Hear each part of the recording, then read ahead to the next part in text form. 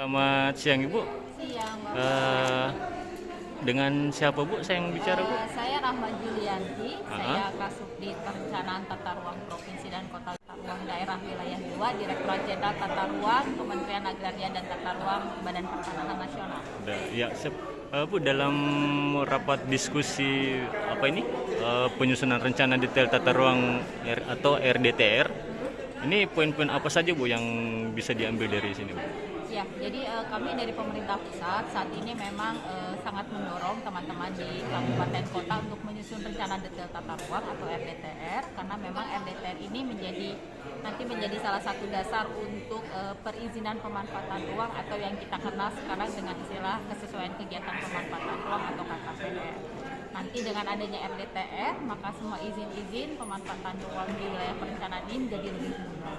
Semua izin bisa diberikan dengan lebih cepat. Salah satunya memang kita melihat bahwa kawasan Kota Satelit Mandai ini menjadi satu kawasan yang cukup potensial untuk kita kembangkan karena memang lokasinya berdekatan dengan Bandar Udara Sultan Hasanuddin, di mana tentu nanti akan cukup banyak kegiatan-kegiatan pembangunan yang bisa kita lakukan untuk mendukung pengembangan Sultan Bandar Hasanuddin.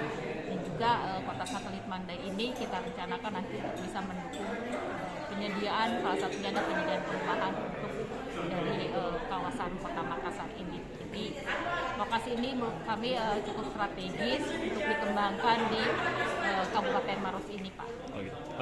Kalau perencanaan untuk lokasi lain Bu selain di lokasi Mandai, atau maksudnya untuk lokasi lain selain lokasi di Mandai? Oh iya, jadi sebetulnya kewenangan untuk menyusun rencana detail tata ruang ini kewenangan pemerintah kabupaten kota. Tapi kami di pemerintah pusat diberikan kewenangan untuk memberikan bantuan teknis. Bantuan teknis kami dari pemerintah pusat membantu pemerintah daerah untuk menyusunkan RDTR.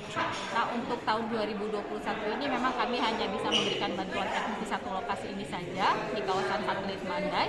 Tetapi di tahun sebelumnya kami juga sudah membantu menyusunkan untuk di kawasan Moncong Loe. Dan di tahun yang bersamaan pemerintah daerah Kabupaten Maros juga sedang menyusun di kawasan RDTR di kawasan Maros. Jadi saya cukup apresiasi dengan teman-teman di Kabupaten Maros ini karena di lokasi Kabupaten Maros ini saat ini sudah cukup banyak RDTR yang disusun oleh pemerintah Kabupaten Maros. Jadi kalau kita bandingkan dengan kabupaten-kabupaten lain, bahkan ada contoh kabupaten yang belum punya RDTR sama sekali. Nah, di Maros ini saat ini sudah cukup banyak RDTR yang disusun, walaupun belum sepenuhnya ditetapkan menjadi peraturan. Nah, nanti setelah RDTR Mandai ini selesai disusun oleh kami, tahun depan akan diproses oleh pemerintah Kabupaten Maros untuk kemudian bisa ditetapkan sebagai peraturan kepala daerah atau peraturan bupati. Untuk harapan kedepannya Bu? Kami sangat mengharapkan teman-teman Kabupaten Maros untuk bisa segera melanjutkan karena proses akhir dari pekerjaan ini masih berupa dokumen yang belum dilegalkan.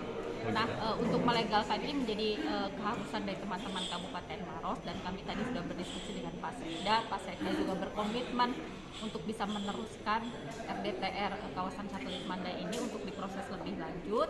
Nanti akan dimulai terlebih dahulu dengan proses pemberian persetujuan substansi dari kami dari Kementerian Agraria Tata Ruang, dan setelah persub dari kami keluar, maka pemerintah Kabupaten Maros diberikan waktu 1 bulan untuk bisa menetapkan menjadi peraturan kepala daerah atau peraturan bupati.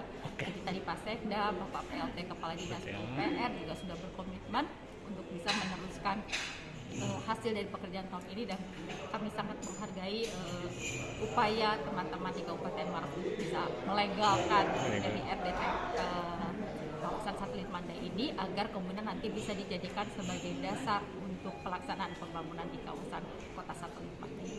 Oke. Terima kasih banyak Bu atas waktunya. Terima kasih banyak Bu. Sama-sama Pak. Selamat siang Pak. Ya, Dengan Bapak siapa Pak? dengan Pak Mutasim. Pak Basim. Ya Pak.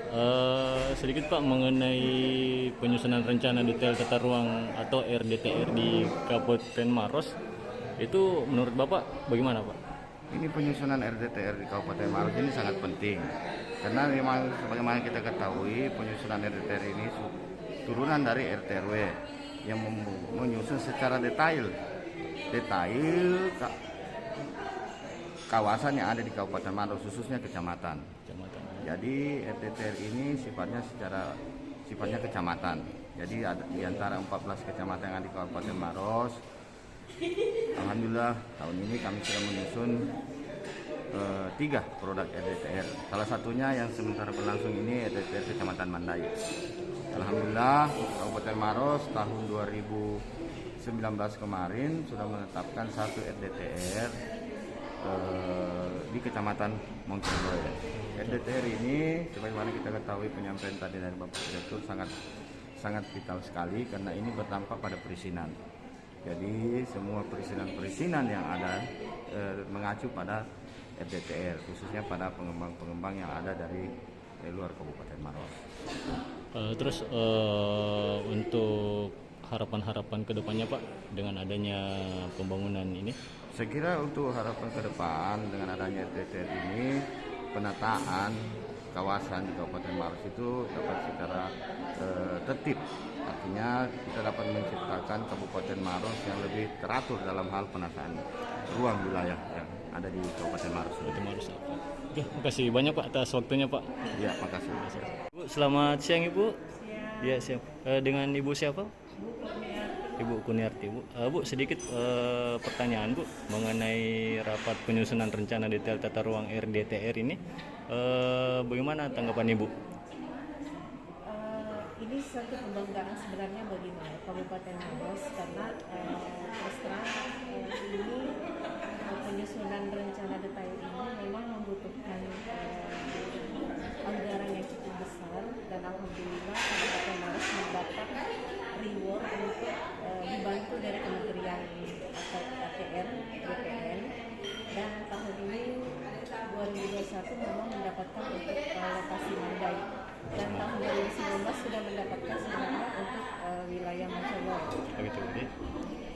Terus harapan Ibu kedepannya untuk Kabupaten Maros mengenai rencana detail tata ruang ini Bu?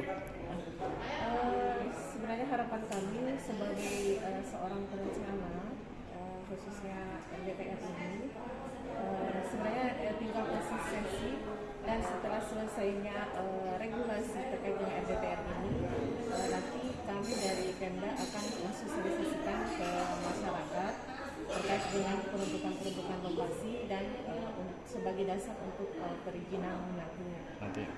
Oke. Ya, makasih banyak Bu atas waktunya Bu. Terima kasih.